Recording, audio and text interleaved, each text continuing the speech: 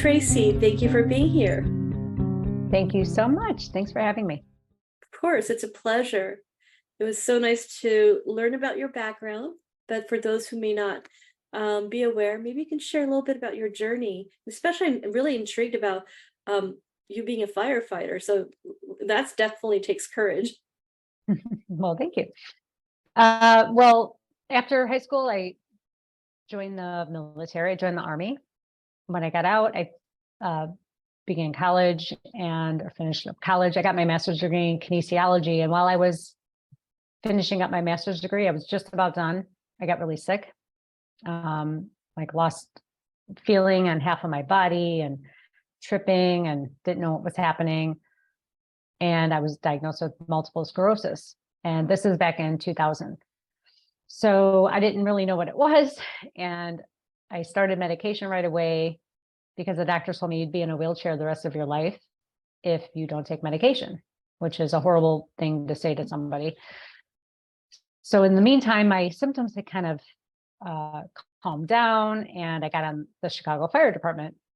I started my 23rd year this year. And yeah, thank you.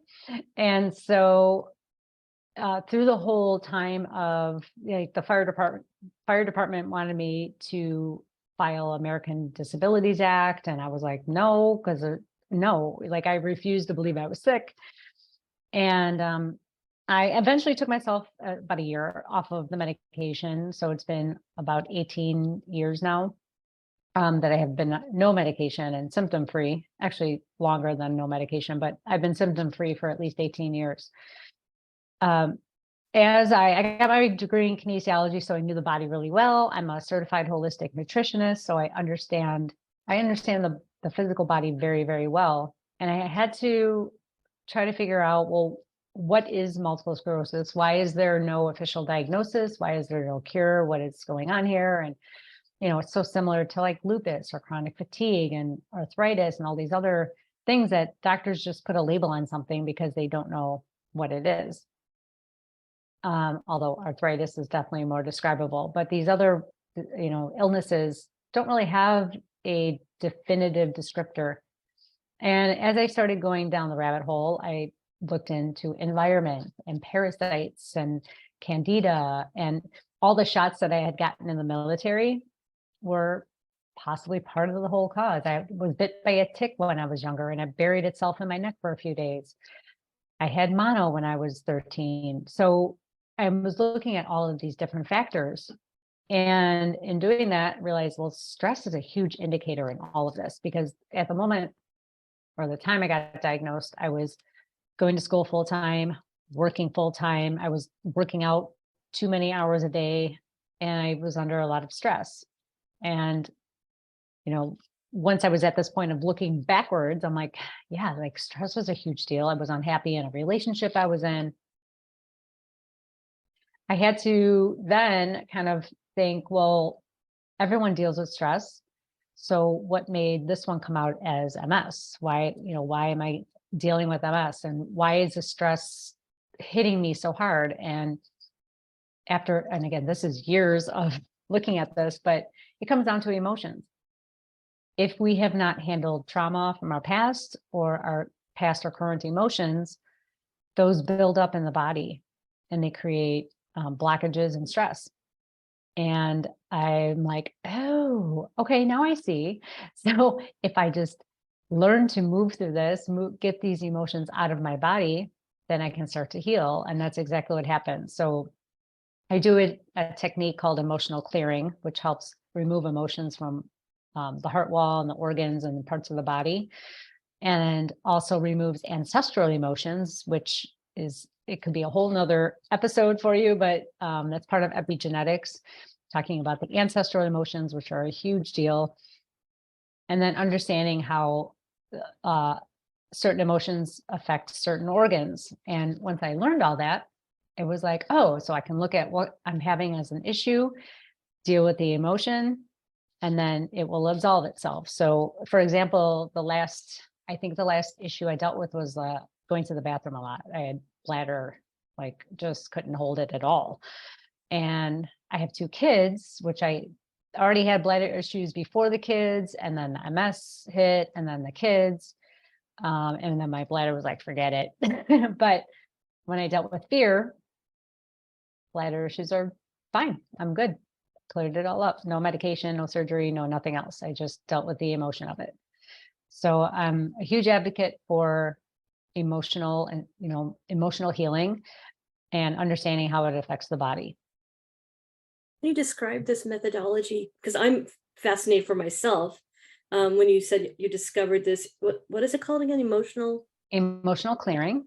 Emotional. It uses kinesiology to detect where the block is. And then there's like this chart you can follow to see what emotion it is. And then I use a magnet, which you don't have to use the magnet. It's just a little more amplified. And you swipe it on your head to remove the emotion. And that emotion is removed from one single incident. So it's not all like if we're removing worry is removed from one very specific incident. There might be, 100 more worries around in your body somewhere too. But I started out at, I don't know, around 250,000 emotions to remove. And I'm down to 0 pretty much always. So, but most people start out with like 800,000 to 1,000,000 emotions to remove. Yeah. So, but as you remove them, it removes them forever. And it actually changes your DNA, changes your cellular structure, your cellular memory, so that you can actually start to heal. Oh, I'm probably going to come to you for that. I probably have a long list of it. Most people do. It's okay. It's normal. And it's funny you talked about, not funny as in haha, but as in so fascinating that these emotions are locked in the body. It's something I've now heard so much, particularly when I got trained as a meditation teacher last like 3 years ago, but over and over, because now most of my circle of friends are like women like yourself. And all we talk about is the other day I'm talking to a girlfriend who's a doctor, and I'm like, oh, but and she goes, don't worry about it. It's going to get locked in the body. Exactly. Yeah. And your fascia is the largest organ in your body, which Eastern medicine has known this forever. And Western medicine has now acknowledged the fascia as an organ. But if you experience tightness anywhere in your body, it's likely your fascia is holding on to something. The Body Keeps the Score is a great book for that, for your listeners if they're interested, but it's describes it really well. So if the fascia just clings onto that emotion and locks it up, it's kind of like the physical part of chakras. So your chakras, when they get blocked, they're overspinning, underspinning, they'll create problems in your physical body, all based on emotions. So fascia is fascinating because, if you've ever gone to acupuncture and they find that one spot, like, oh, because it's affecting the fascia and it's running through the whole system. It's just a network of information highway, and it will help release whatever's there at the moment. But if you don't stay on top of it, like your friend said, they'll just keep building up and you'll hold on to it. Yes. I have a favorite yoga teacher who introduced more about the concept of fascia to me a few years ago. And it's become inherently part of what I'm aware of. Like, oh, I feel tightness, but where is the tightness? Exactly. Yeah. Like you have a headache, but it might go all the way to the base of your spine is where that tightness is coming from. And Mhm. oh, okay. Got to Yeah. work on that part. And one of the things I read about you that was just fascinating as well is, and I feel like other women can resonate with this, is that we go through levels of understanding, like you did in your journey of, okay, which modality do I need to use to address this? And the deeper we go, it's almost gets to almost like a inner being level. It does. Yes. So I have a lot of modalities, a lot of different modalities. I mean, obviously meditation is one. And for your listeners it took me a long time to get to 5 minutes of meditation where I wasn't like beating myself up over it. You do not have to blank out your mind. You do not have, it's just a no judgment sitting still. That's all you have to do. There's different styles of meditation, but for me, because I like to be doing stuff all the time, my monkey mind is going often. it's just about stillness and awareness, and that's it. So just a sidebar there for your listeners. Don't beat yourself up, because I did for like a long time. Like, I can't get past 5 minutes without trying to get up.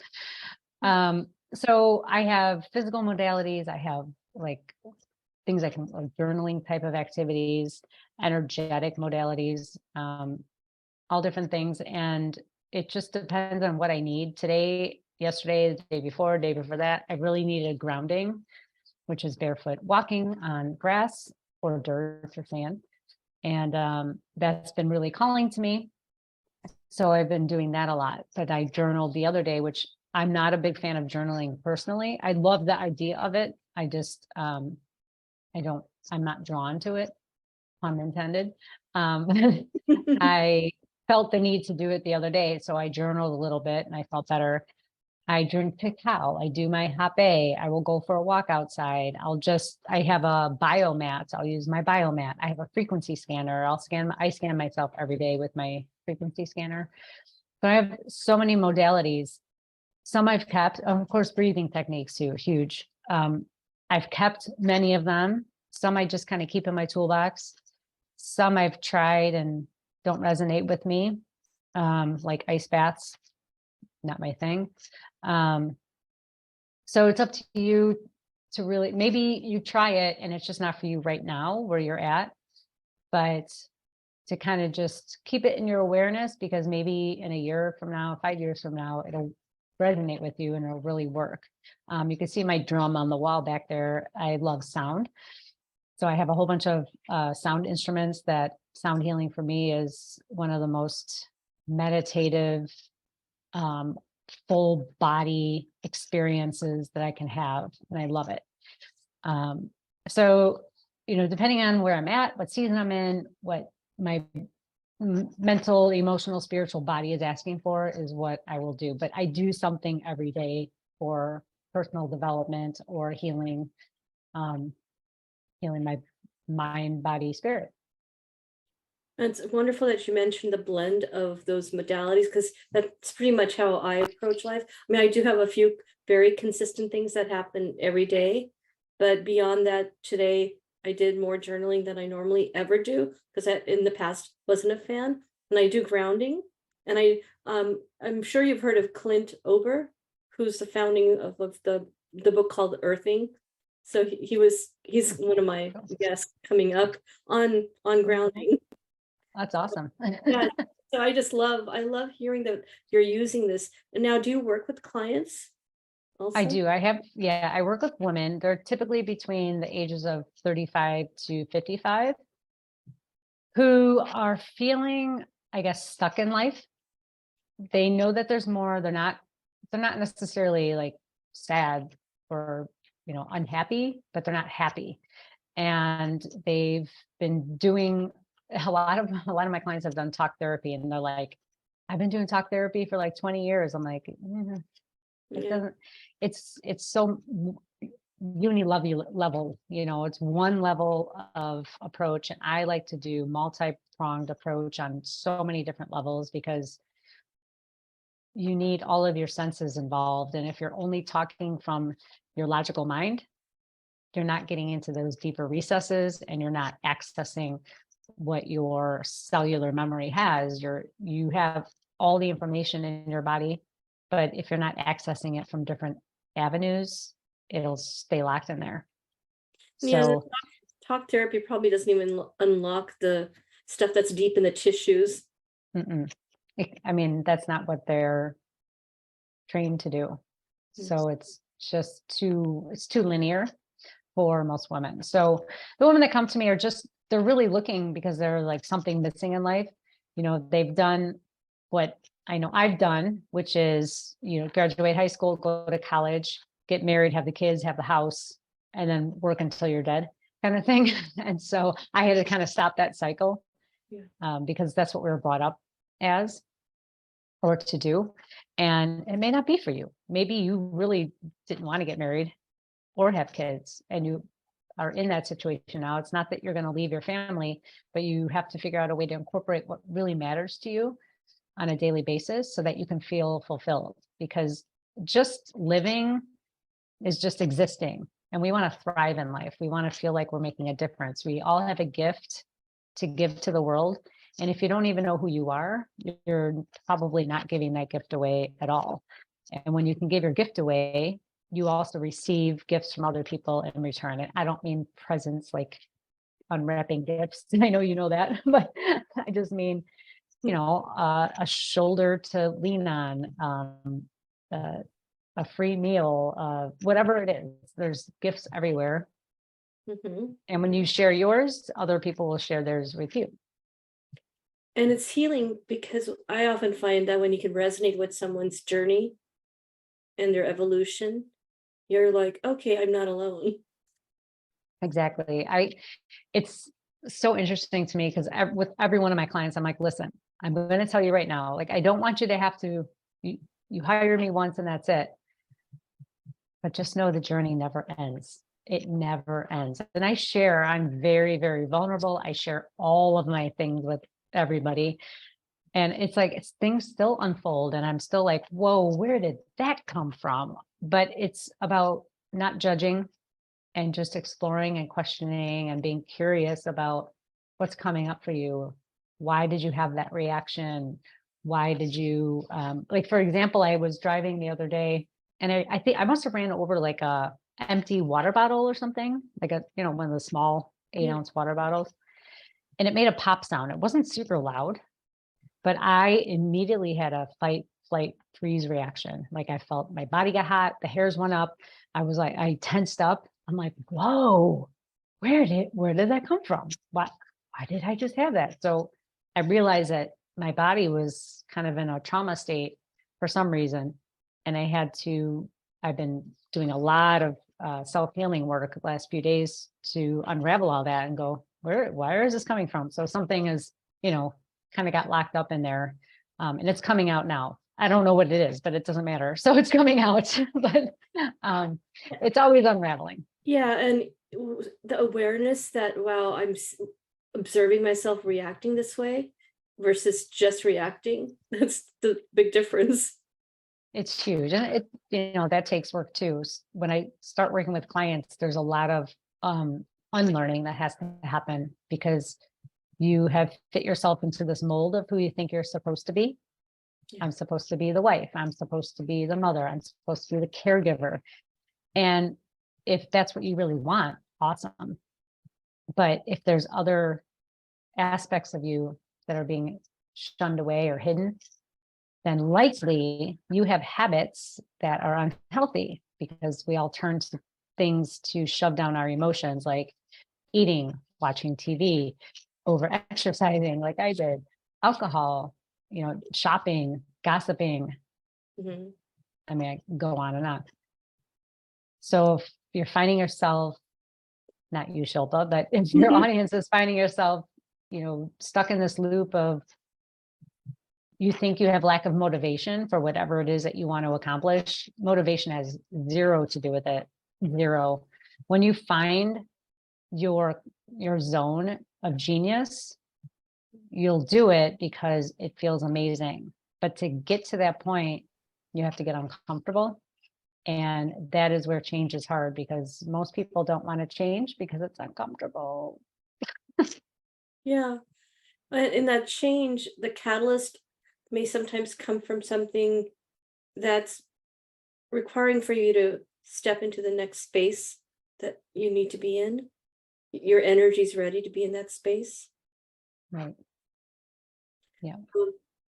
I read also, and I know you use the terminology, but maybe for those who are not aware, how would you describe to maybe someone who's not quite into the whole spiritual world like you and I are, subtle energy alchemist? What does that mean? Yeah. So I call myself a subtle energy alchemist because everything I do is based on frequency and energy. Everything around you is energy, sound. The computers we're on right now, your pets, ourselves, the food we eat, everything has a frequency. And my goal as a guide, a healer, a coach is to help you raise your frequency, but also adjust it so that you're on your right path. So you're towards your North Star. Some people like to rip the Band-Aid off, but most of my clients, like I said, are women between 35 and 55, and they have jobs and families. So I do them a little more subtly. I give a lot of tools. We work on unraveling things, and it's still uncomfortable, but you can still have your normal daily life of family and work and whatever else that you're doing. So it's not super disrupted. Yeah. And the discomfort comes from the fact that maybe more, when I speak on a more subtle level, the discomfort comes from the fact that there's a shift in energy. There's a shift in energy, but there's also your ego is kind of battling. It's fighting against this because your ego is responsible for keeping you alive, and it's a good thing. We want to stay alive, but we're not running from the proverbial tiger anymore. We are, in a lot of traffic when we're driving. We're in long lines at the grocery store. We got a bill that can't get paid, and our ego starts drumming up all the stories of you're not good enough, you're not worthy, blah blah blah. And the discomfort comes when we want to change, like we make a conscious effort to change, but our ego wants to keep us in what we know. It's not necessarily where we want to be, but it's what we know, and it's safe. It feels much safer to be in this discomfort of where we don't want to be than to move to the unknown and still be in discomfort, but it's unknown and it feels unsafe. So there's this a little bit of splitting here where we have to split apart the ego and kind of tell it to go sit in a corner and be quiet for a little while because we're busy over here trying to make changes. And so once you can kind of rewire that circuitry, I don't want to say it gets easier, but it's more tolerable, because it's about being comfortable with being uncomfortable. Because if we always stay in our comfort zone, we never grow. You can't grow in comfort. And so even though, and again, this from perspective of someone who may be listening, those who are not necessarily working with you those who are not doing necessarily talk therapy, but working with these different modalities, like you had mentioned, the grounding or the frequency work, as you were doing that, what you're saying is that discomfort comes because they need to maybe just relax into the changes. I'm just kind of Yeah. So, I mean, what happens sometimes is when people want to change, they do all this research, and I'm guilty of this. So I'm going to, again, I'm very vulnerable. It's all good.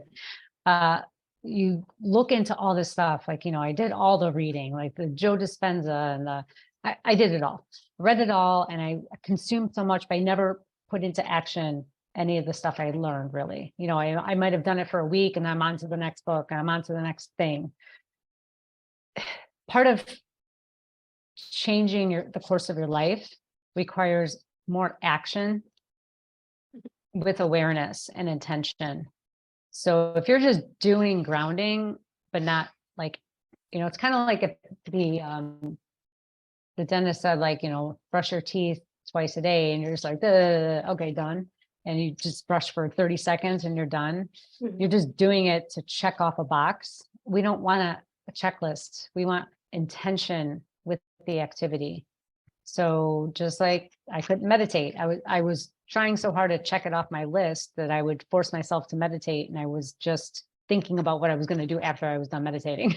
I wasn't really meditating, so I was already doing the things without doing the things, just a cycle. So it's about creating the intention and really being present in doing that intention. So if you're going to go out and ground, really enjoy it. It's like stop and smell the roses. Go out, really feel your feet on the grass, really, talk to Mother Earth. She's listening. Talk to nature around you. Talk kindly to yourself. If you're going to, let's say you're going to go do yoga. Don't go into yoga as like, this is my workout. I'm going hardcore. I'm going to be better than everybody. And you're thinking the whole time like, oh, I got to go to the grocery store when I'm done. Go in to yoga for yourself, not for anybody else, just to be present with your body. And, yoga has many different purposes. But one of them is, one, to breathe, and two, to be present with your body, know where you're at. It's a great release. So again, it's just, if you're not present and have the right intention, you're just going through the checklist like I did for a while. Yeah. I did it. I did it. I did it. And I've been guilty of that at different points where I do so much in that 1 hour in the morning that includes a variety of modalities, but then it gets overwhelming because you're like, am I getting it done? Am I getting it done? And then I ask myself, am I being present? So going back to what you said, though, I had a huge smile on my face when you said it, because I have it on my wall as my model for how I want to work with my clients, is that start with the intention, make sure you have action, and make sure you are then creating a level of awareness of how present you are. Mhm. That's so key. It is. It's really key to everything. I have a lapse of memory of some of my childhood, I think, because I was in a trauma response, which I'm learning more now. I'm like, oh, I had a lot of trauma responses when I was younger. But I wasn't present because I was in a trauma response, and I was on to the next thing, and I would kind of dissociate. So I wasn't being present with the places I was at. So I know I have like glitches or chunks of time missing from childhood. And I'm sure your listeners can remember the same kind of missing pieces. And all of that is, a lot of it, you're not being present. So, if you're in a trauma response, you're definitely not present. You're in a fight or flight or freeze mode. And if you are trying to dissociate, or if you're trying to get through something because it's uncomfortable, you're not being present. And so it's easier to forget or not keep the memory of what you're going through, if you're doing those things out of just needing to get them done. I can relate to that.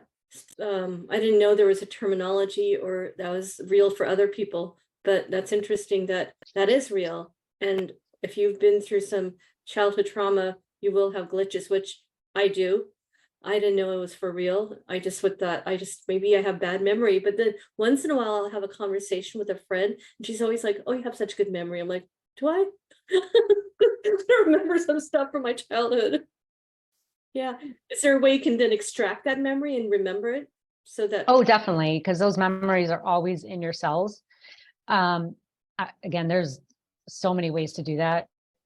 And it depends on the level of which you remember. So, and just to clarify, or I don't want to say clarify, but to back up what you're saying is, I always thought I had a bad memory too, until I realized, like, there's some really detailed stuff I remember from childhood really well.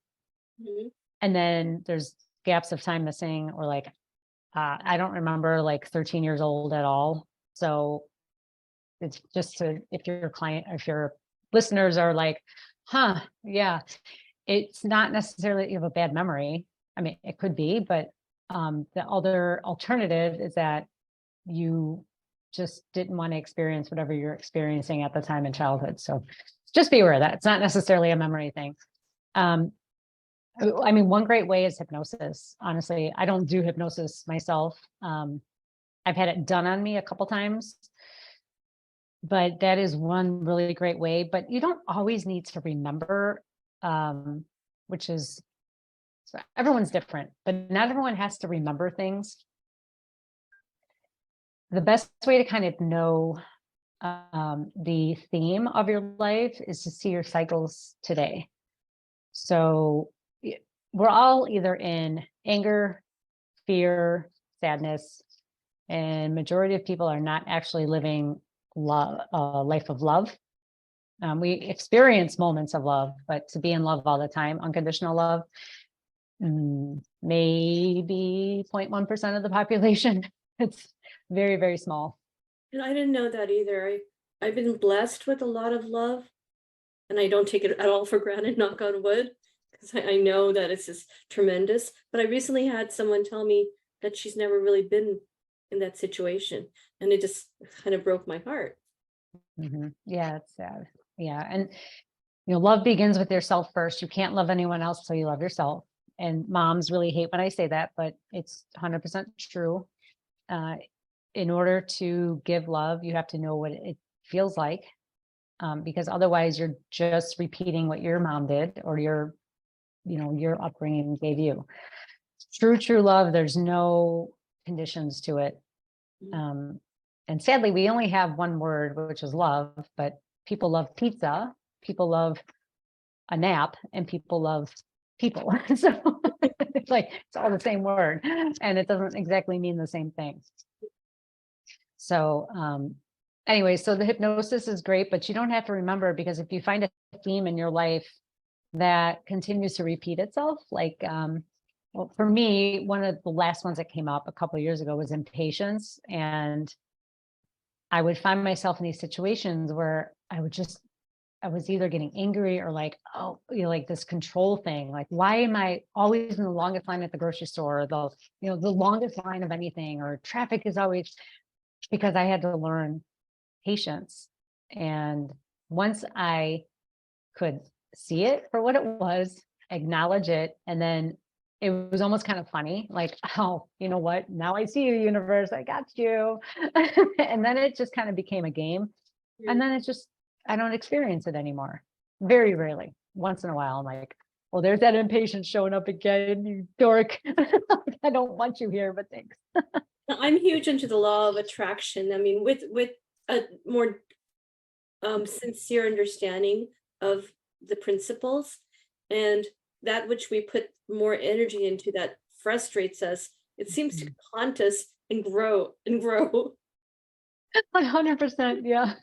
It's like what you don't want just keeps slapping in the face. Exactly. the, So the resistance. I catch it now as I get older, especially the last few years. I'm like, oh, okay, I don't like that, but I'm just gonna not.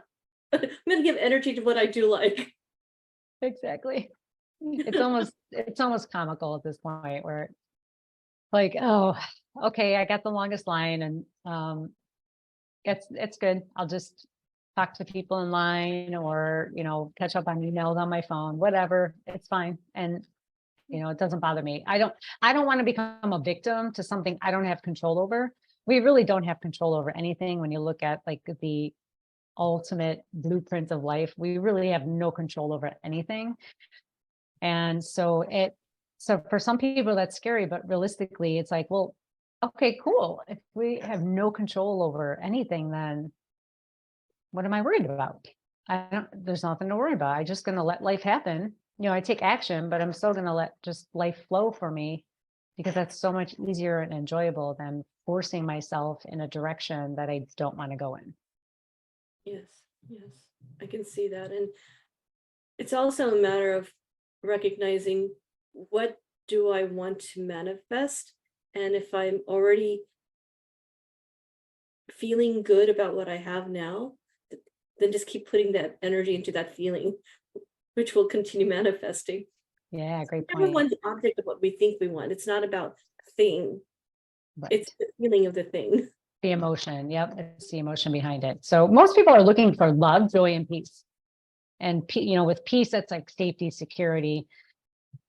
With joy, that's like the joyful parts of life. And with love, it's about feeling loved, being wanted, having this sense of community. So that's what we're all striving for all the time. But we don't want to admit that, because ego again gets in the way. And there's all these other branches of that, not seeking it intentionally. But when you can seek it intentionally, and you know exactly that's what you want in life, it becomes easier to find, because life will throw those at you, and you just have to be aware that they're there in front of you.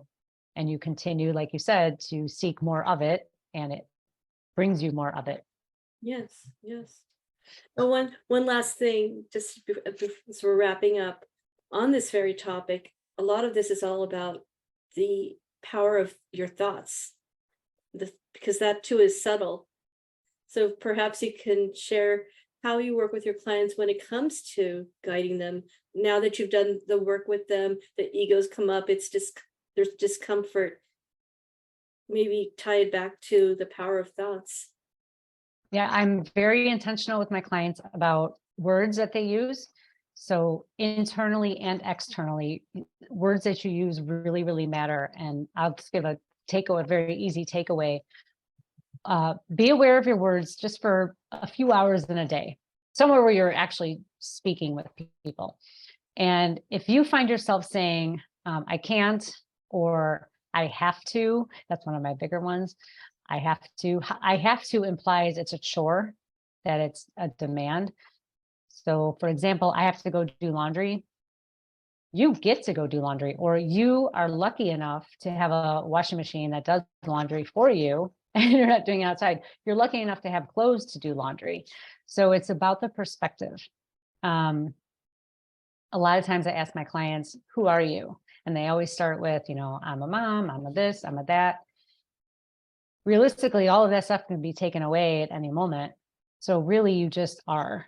I don't want to say it's the right answer, but a better answer is I am, because we're all connected. So hearing your words internally and externally, which means slowing down. If you're a person that says, I'm sorry a lot for no reason, I'm sorry. That means that there's a worthiness issue you have. So hearing your words, slowing down enough to hear your words, what you're saying, really, they manifest into reality. And I teach my clients how to hear their thoughts via their words so that they can start to shift their vocabulary into manifesting what they want instead of what they don't want. Boy, and when I was in my early 20s, I could have listened to what you just said. Maybe not a process back then, but I remember often being told by people like, you're always saying I'm sorry. And I'm like, well, I thought I was being polite. But the way you express it is, I am, and then saying sorry is directing it to your worthiness. Yeah. And then Yeah. that teaches other people how to treat you. Mm-hmm.